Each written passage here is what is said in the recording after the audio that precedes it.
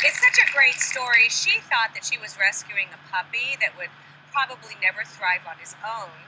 And she did that when she picked Boo here out of an abandoned litter. But it turned out that Boo would be the one to help her and many others find new hope and life as a therapy dog. Now, she told her remarkable story in her book, A Dog Named Boo, and I asked her to be here today to share her story with us. Would you please welcome dog trainer Lisa Edwards and Boo? How are you, Lisa? Good. It's great to have you here. Thank you. Thanks for having us. So, what was your dog training experience before you got Boo?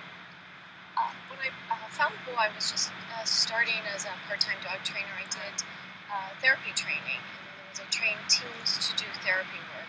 And What teams being the human and the human dog, and the dog? right? Okay. The two components. And I was also doing puppy classes and some basic classes. And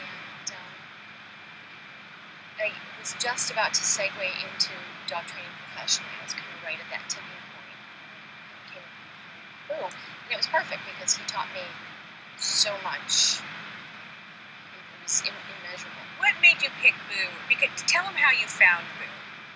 It was Halloween, and the cats had to go in for their vaccinations, and I needed candy for the kids. So on the way home from the vets, we stopped for candy, and of course, right next to the grocery store was this sign that said puppies, $49.95. And of course, I had to go get my puppy fix. And I went in, and I just played with the puppies, and I picked Boo up, and I just held him up, and he just hung there.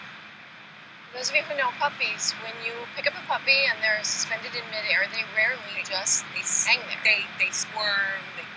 Right. They jiggle, they squirm, they wiggle, and I thought that's just not right. And I just literally something held me in spot. Was he the runt of the litter? He was. He was the runt. His litter mates were just beating him up left and right, and he was bouncing off the walls of this little thing, and it was just more pathetic than I can really describe well. And so just couldn't walk away. And it was the wrong time, but we left. It was the right. There are no accidents. Okay, so you picked Boo.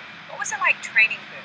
Because Boo can't see, right? He always had some vision issues. Boo was born with cerebellum hyperplasia, which means that his brain was not completely properly formed, and it resulted in a lot of. You'll notice he kind of walks a little funny. He has some dysmetric gait. I didn't notice. He was always stumbled into things, and there were times that training Boo was kind of like training a 2x4. It was just.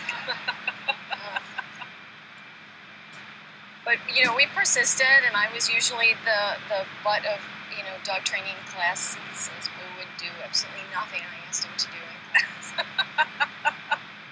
The trainer who couldn't train her own dog, but. But this is where the story gets so cool. Is he really helped you get through a lot of things? And so how did Boo help you in your own personal life training?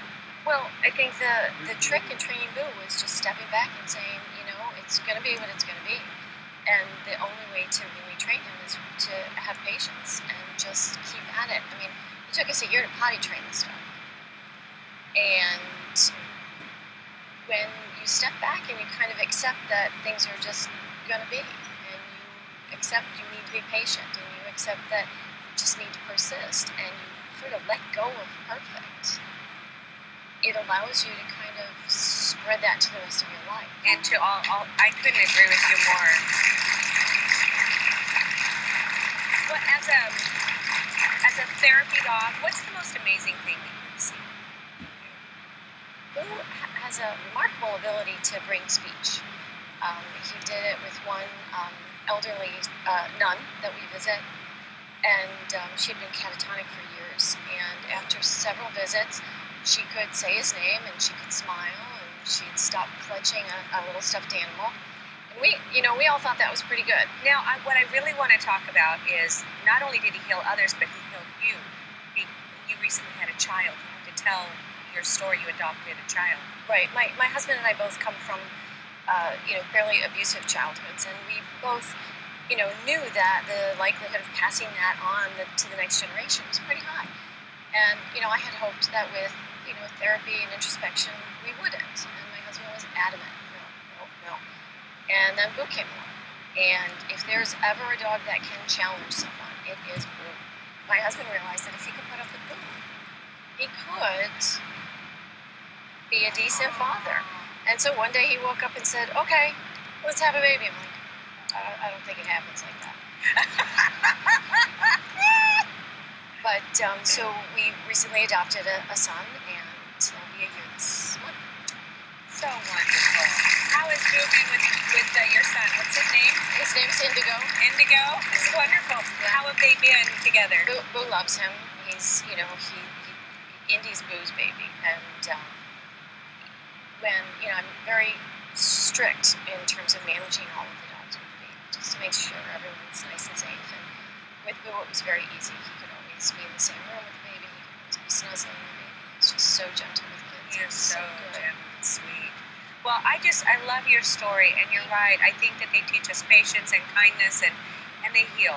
They heal our past and our hearts, and they give us the confidence to know that we are able to love. I love your story. Thank you. I'm gonna, if I can indulge Boo just 1 minute, because he will appreciate this.